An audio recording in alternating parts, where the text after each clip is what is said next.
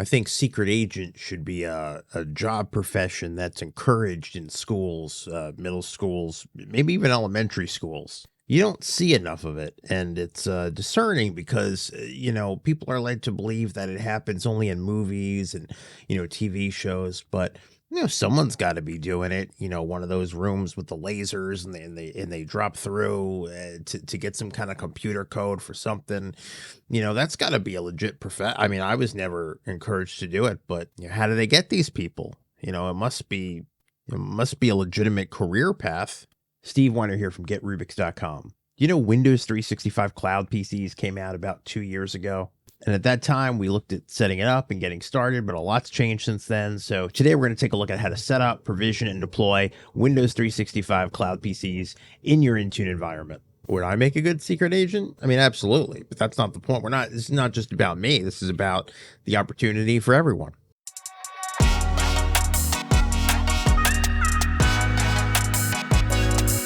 GetRubix, solving for the modern workplace. Okay, so if you're not familiar, Windows 365 Cloud PCs are just that. They're virtual machines that live in the cloud, and they're very easy. If not, there's pretty much no management to them in terms of how they're deployed. You could have no VDI experience or, never used Azure Virtual Desktop, and it's not really a big deal at all. So if you take a look, they have all kinds of different tiers, whether you're doing light productivity work up there or standard. This is the one that I generally use. So let's take a look at these, and you can configure them. So if you hit configure your cloud PC, you can build your PC out to the way you want it for different users, right? 4 virtual cores, 16 gigs of RAM. If you go up to 8, you get 32 gigs. You can select your storage amount, right? And depending on what you choose, right, they're going to show you an updated price. So like for me personally, this is the one I use for myself, because if I'm on a mobile device or when I use my Mac and I want to access Windows, this gives me a full Windows desktop wherever I am, right? So, and the performance is great, and all you need is an internet connection, right? So, you can configure what kind you want and just buy the licensing for it. But the real benefit is the way it works. So I'll just show you briefly. So they make an app in the store called the Windows app, and you sign into it. And essentially this is your, that's your PC. So you can get this from anywhere. The app they have for your iPad, obviously here on the PC, a Mac, you just hit connect, right? And it's taken me to my cloud PC. And I have my whole Rubix Dev workstation here, no matter where I am, right? The performance is pretty good. So let's see, where are my settings here? System, we are running 16 gigs of RAM, right? It should be a 4-core CPU, Windows 11 Enterprise. For storage, I believe I have, let's see here. Yeah, I have 256 gigs. I actually have my local drives mapped when I'm here on this PC, which is kind of cool. So you can do that. And yeah, you just get to work and do what you have to do. And the performance is, more than decent. I don't even know I'm working on a virtual or a cloud PC. And it's just super helpful, right? Just to have that access from anywhere. It's also good in terms of security. So if you want to, give folks access to, let's say your office apps on their personal PCs, right? Let's say this was my personal PC. Well, this is, right? This is a personal desktop. But if I wanted to give someone access, I could literally just provision them a cloud PC. This is where I would provide access to my corporate resources, right? So whether it's Office or Teams, right? If I want to do stuff in here, think of it as like a container for folks. If you were in that situation, this is a great option. Probably the most appealing part about Windows 365 Cloud PCs is the setup and the deployment. It's virtually non-existent, right? I mean, I'm obviously going to show you how to do it, but it's very much a set it and forget it thing. And it's so easy to deploy these. It's crazy. I sound like an infomer, right? It's so easy. It's just 3 easy payments and 99, but no, seriously, it is. So let's show you how to set that up. So I would say the best part about Windows 365 is it lives inside of Intune. So from the Intune console, I'm going to go to Devices, and we're going to click on Windows 365. Okay, and you can see your cloud PCs here. So if I go all cloud PCs,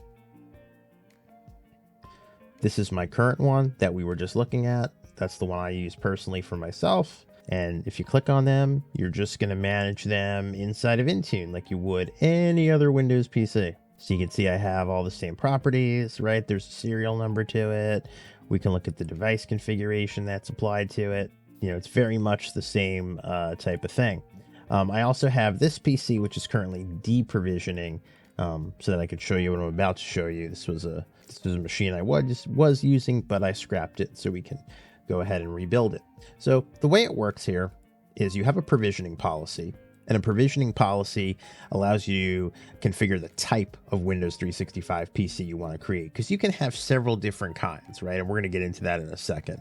And that might consist of a different image type. For example, this is a Windows 11 Enterprise image with the Microsoft 365 apps included in it.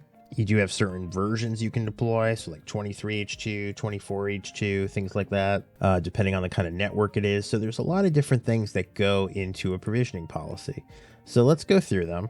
And if you did have the need for it, you can also use custom images, right? These would be the same kind of images you have in the, your custom gallery if you were doing Azure virtual machines. I don't have any of those because it kind of defeats the simplicity of it. But if for some reason there was a need for it, you absolutely could do that.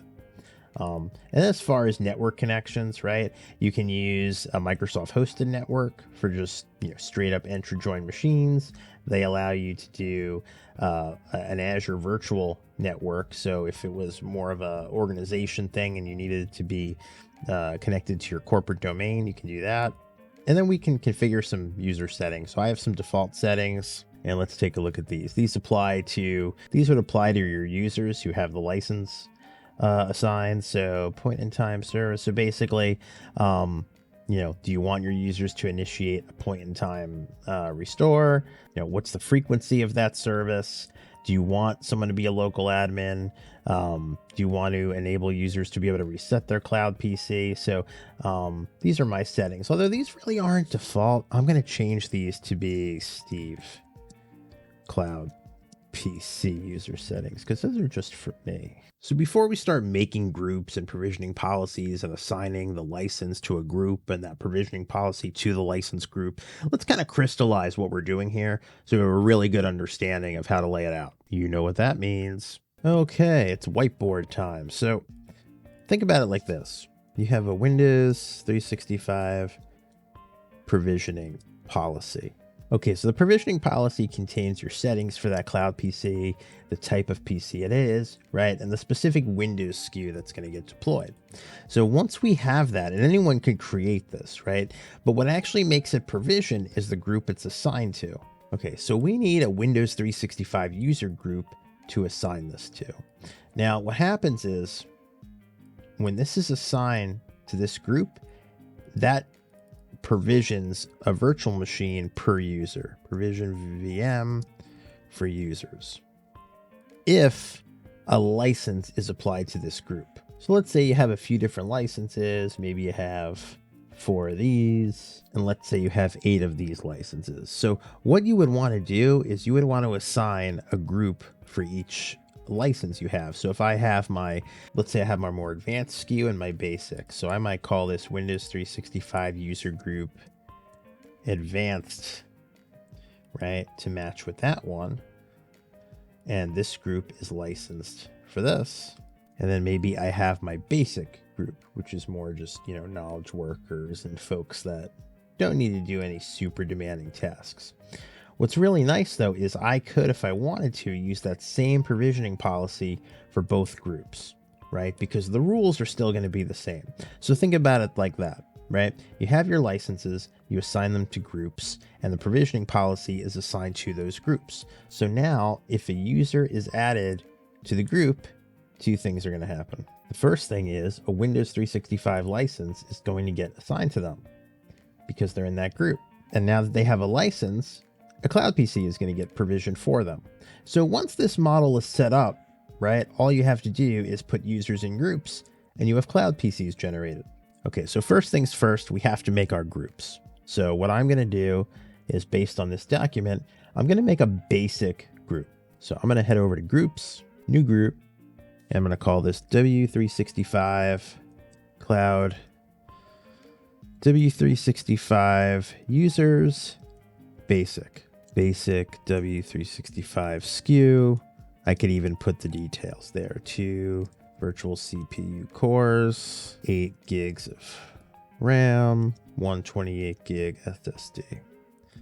Okay, and that's going to stay assigned, and we're good to go. So now I have that group, and there's no one in the group, but that's okay. I didn't put anyone in there yet. So let's go ahead and look up that group.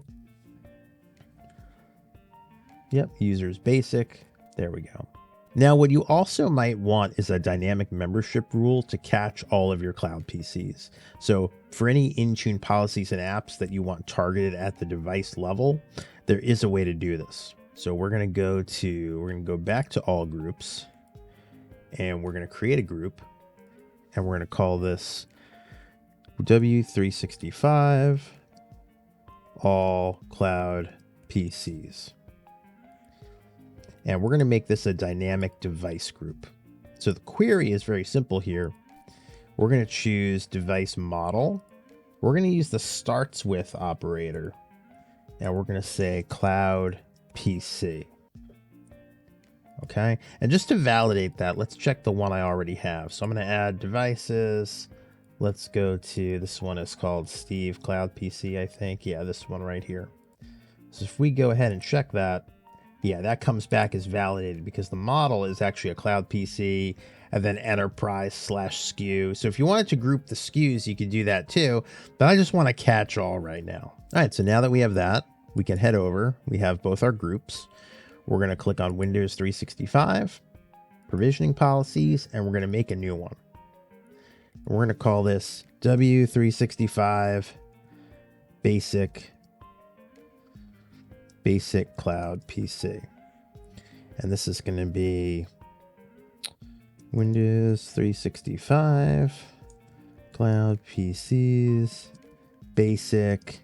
And I'm going to put in my SKU details for this. I hope these are right. I've been writing them the whole time. It's something like this. It's not beefy. That's what I know. It's like, it's not the good one. So enterprise, each user will get their own Cloud PC without restrictions when they can connect to it. The other type of license is called frontline. And we're going to talk about this in another episode. But basically users will receive access to a Cloud PC and basically they share it with others, right? So users can log in and out of it. And this is perfect for, call center, manufacturing floor, any kind of frontline scenario. Now, as far as join type, you can either enter join the PC or hybrid join it. Hybrid joining would require a virtual network, right? So you would have to have an Azure network already connected, right? That's talking to your domain. And in that case, you'd be able to hybrid join this PC.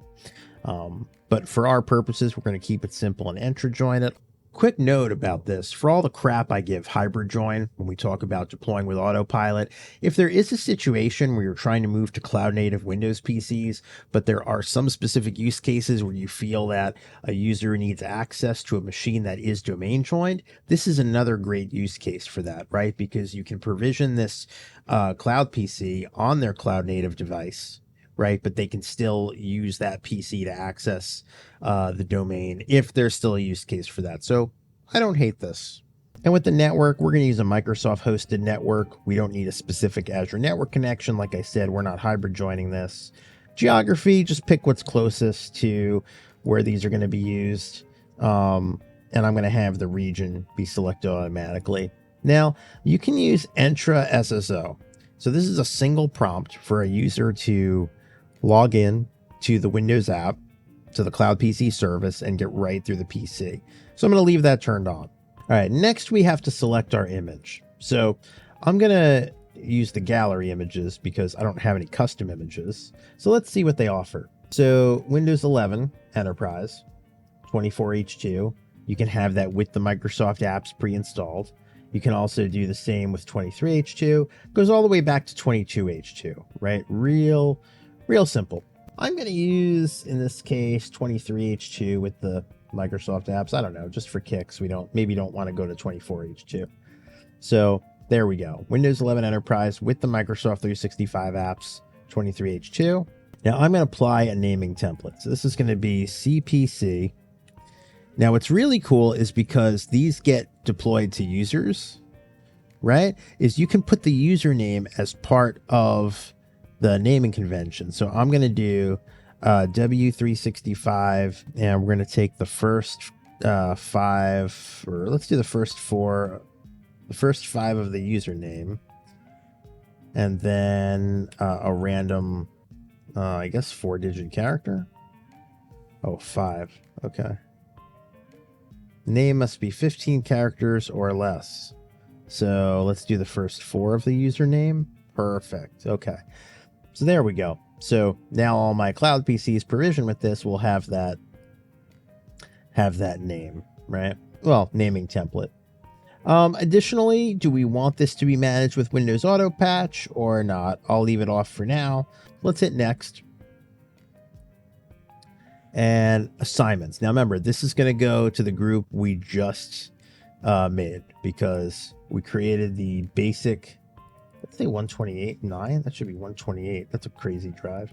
All right, so because it was this SKU going to this group, right? So that's what we want to target. We want to target this group. So we're going to add groups.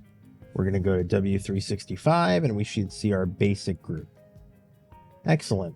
Now remember, if we were to add our advanced SKU, it won't really matter, because it just means users in that group, we didn't specify anything that is SKU specific, at least in terms of that has to be. So you can have this assigned to all different groups, and they're just going to get Cloud PCs provisioned to them with different configs. So next, everything looks good. I'm going to hit create. And the last thing I want to do is I want to create user settings. So those were my personal ones, but I want to create basic ones. So let's say W365 users basic. Yep. Basic settings. So I don't want local admin. I do want them to be able to reset their own PC, and I will allow the restore. I will allow the restore service. So where's our Cloud PC? Well, it's not going to get provision unless there's a user in that group. But remember, we got to assign the license there first. All right, so we're going to go to the admin center. We're going to go to billing and licenses. Okay, so that's the license I want to use, and you can see there is one available. So I'm going to click on it. It's a little more basic than I thought. Nothing wrong with that. And we're going to assign the license to that group, W365. I didn't click group. So we got to click groups, assign licenses. W365. There we go. Users basic. So now anyone in that group is going to get associated with that license. Let's reprocess this. Good. Okay. And that's in the process. So let's go to active teams and groups. Let's go to the users basic one, and let's add a member in. View all and manage members. So let's go ahead and add. And of course, our favorite test user is going to be Rick Jones. So we're going to put Rick Jones in there. And now Rick is a proud member of the Windows 365 basic user group. All right, so let's review what we did. Okay, so we have our license, and that license has been assigned to the basic user group. So that means provisioning policy should see that there is now a user in the group with a license assigned, and go ahead and kick off that policy to provision their Cloud PC. All right, so we go back to Intune, and we go to Devices, Windows 365, All Cloud PCs. And take a look at this. There is already a PC queued for provisioning, and we can see that it belongs to Rick Jones. No name yet because it hasn't been provisioned, but you can see it's part of the W365 Basic Cloud PC provisioning policy. We can see the image we picked. It's Windows 11 with the Microsoft 365 apps. And that is the SKU. It should match our license. So there we go. It's going to start provisioning. Now at this point, it's going to take 10, 15 minutes to provision the PC. So just sit tight and I guess just do whatever at this point. And this one's Captain Crunch, like the cereal. Okay, he's the same, like, little pop figure. What? Okay, it's time for dance rehearsals. Are you all ready? I eat fruit. Oh my god. Oh my god. Good. I don't know how I'm feeling about this now. Whoa, whoa, whoa. What was that? Right, but that was before this. That was a whole different channel. Don't, let's go past that. Don't ever show that again. That's not relevant to this. Okay, so now that some time has passed, We go back to our Windows 365. You can see now it says 2 provisions. So we go to all Cloud PCs, and there it is. It was named W365-Rick-random 4 characters. So let's go ahead and check it out. So let's open the Windows app. And let's sign out of me and let's sign in as Rick Jones. See what the experience is. There's the PC. So let's go ahead and hit connect. And again, this is something Rick here can do from anywhere. An iPad, Surface, desktop, doesn't really matter. So we're going to SSO into the service, and that should automatically sign us into the Cloud PC. So because he signed in for the first time, it's going through the preparing stage. And remember, we did not assign apps or policies to that device group. So if that is something we want to do, we got to do it beforehand so that they can all apply by the time we're signed in. Alternatively, and what I will show you in an additional video, is we can also use the new autopilot device prep to customize this experience. So we'll be covering that. It should be in tomorrow's member video. Okay, and there we go. At least we have our basic tenant settings with our background. We have our custom start menu here, and Rick should be all ready to work. So if he signs into Word, right, I didn't have to sign in again to the computer because the SSO passed through from the to the login screen. Rick should be able to get right to work here. There it goes. Got my documents. And yeah, we're all set. A lot of times I feel like this is one of Microsoft's best kept secrets. Hopefully not so much anymore, but the ability to not need to have any kind of VDI knowledge base or experience and have this solution where we can just get a license, give someone a PC, right? And we don't have to worry about spinning up pools or spinning down usage. If you log into that machine one time, it's the same $30 a month. If you're using it every single minute of every single day, it's the $30 a month. Whatever the SKU you pick, whatever that price is, that's the price. So it makes it very easy. And the fact that it lives inside Intune is just that much more accessible when it comes to deploying and managing these. So like I said, in tomorrow's video, we're going to get into adding the autopilot device preparation to give it even a better, more custom user experience. I recommend, if this is something you haven't tried yet, definitely get a trial. You should be able to get trial license. Give it a spin for yourself, and definitely consider it, especially as an alternative means to a bring your own device type of situation, right? Because whatever that hardware is, you can protect this cloud environment. We'll be seeing you.